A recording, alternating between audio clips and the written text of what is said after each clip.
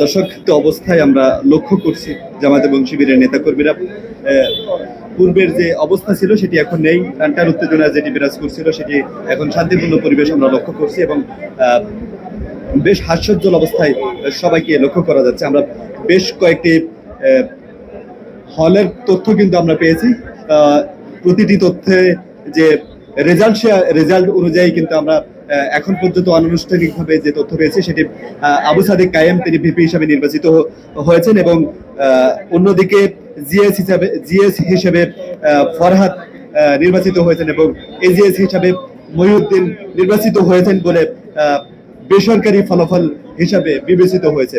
দর্শক, কিছুক্ষণের মধ্যেই কিন্তু সেটি পূর্ণাঙ্গ ফলাফল নিয়ে আনুষ্ঠানিকভাবে সেই ফলাফল প্রকাশ করা হবে এবং সেই ফলাফল প্রকাশের মধ্য দিয়ে কিন্তু জানা যাবে যে পূর্ণাঙ্গ রেজাল্ট কি।